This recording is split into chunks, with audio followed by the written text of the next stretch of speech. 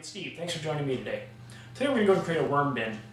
With our worm bin, we're going to be able to go ahead and raise some red wiggler worms, and in return for their environment, where we give them some bedding and some food, in exchange they'll provide us with some compost, some worm castings that we can go ahead and use both as the compost itself, as well as we can make tea with it, make a compost tea for our landscape that we can spray on. So worm castings are some of the best fertilizers, best organic fertilizers you can have. They're a bit pricey if you were to go buy them, but it's really simple to make your own, or to raise your own worms, to get your own castings, and make your own tea. So basically, let's go ahead and start with what we have here. Components are really simple. We've got a nice plastic bin with a nice tight-fitting lid. This particular example I'm using has a lid that snaps onto the sides, so it won't come off in case it falls. And to that, we're going to be adding, first we're going to drill some holes in the lids. There's some ventilation. Then we're going to go ahead and add our components, which we're going to put a little bit of sand. We're going to put in our worms. We're going to put in some bedding and some food. And that's all there is to it. So once we get that assembled, they'll be ready to go. 5 minutes tops, and less than $10, you're on your way. So let me go ahead and get started here. I'm going to drill the holes in the lid, which actually I've already done in this example. I'm using an 1/8 inch drill. Drill through cardboard so I don't take a chance on cracking out the lid. I drilled 21 holes on each side. 7 rows of 3. That'll provide plenty of ventilation. If I find later that I have some condensation building up, too much moisture inside based on what I'm feeding them, I can always drill some more holes to help vent that out, and vice versa. If it dries out too quickly, which I don't expect it will, I can always cover some of these up with some duct tape. So basically that's where we'll start. We've got our holes drilled in the lid. We want nice small holes so that the baby worms don't escape. Then we've got our bin. So let's go ahead and get that assembled. Okay, to get that assembled, I'm going to start off with, I've got my worms, and I have some sand. I'm going to give them a little bit of sand because they need a little bit of grit to help with their digestive system. Or I believe it's a gizzard. A light sprinkling of sand in there. And as time goes on, I'll add a little more sand as my worm population increases, depending on how the mix is. And then these worms, a friend of mine gave me these. And these are from her worm farm that was started in the spring. And there's probably maybe 20 worms or so in there. I got some babies and some bigger worms.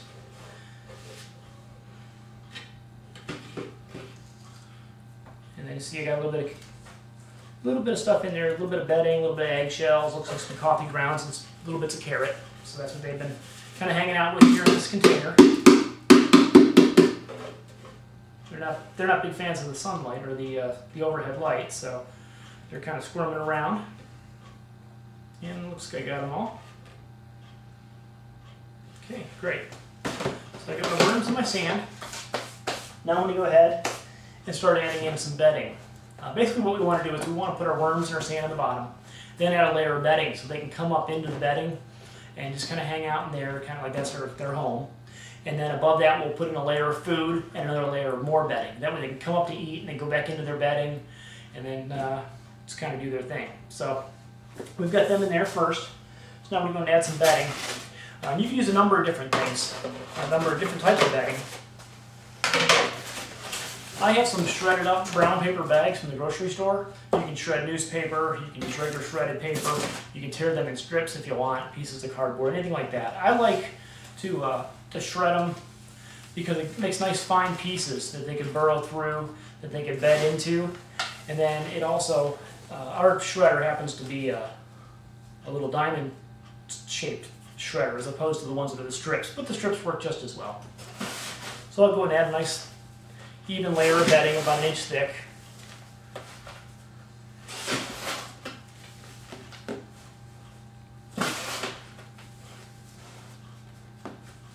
Okay.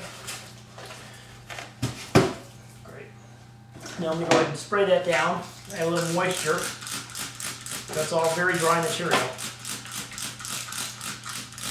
I don't want to over wet this because I don't want it to get too soggy where the water's accumulating in the bottom. But I want it wet enough that it's going to be a nice humid environment for them. So there we go. We've got to kind of mix it up a little bit and spray it again.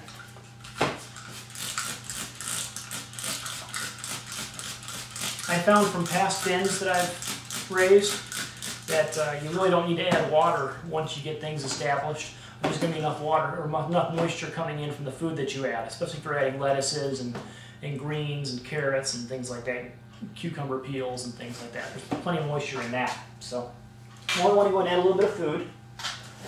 You know what I have here, this is just basic your standard composting type kitchen scraps. I've got some pieces of celery, some peels from cucumbers, if I had carrot peels, or just trimmings of uncooked organic matter.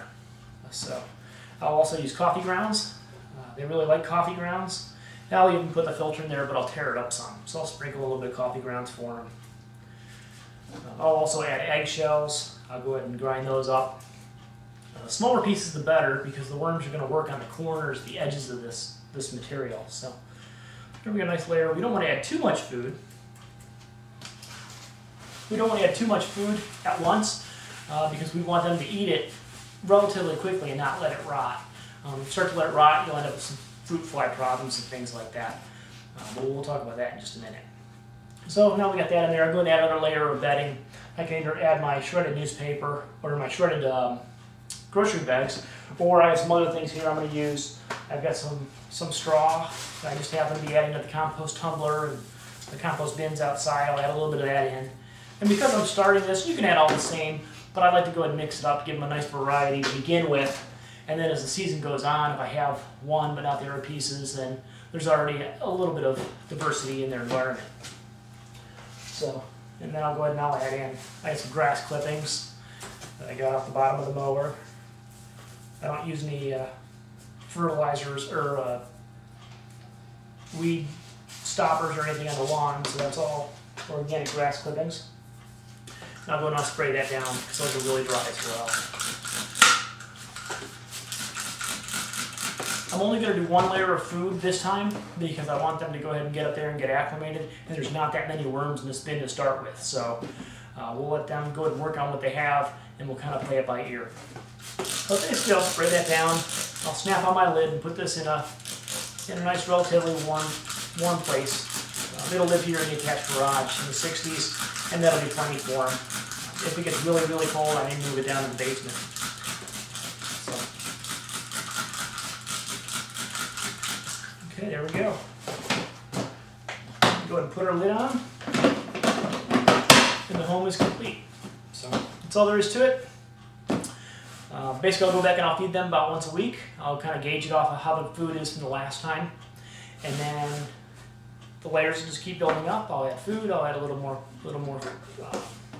bedding material. And you'll see as time goes on, things will settle down. You can tell when it needs some more bedding material or when it needs some more food.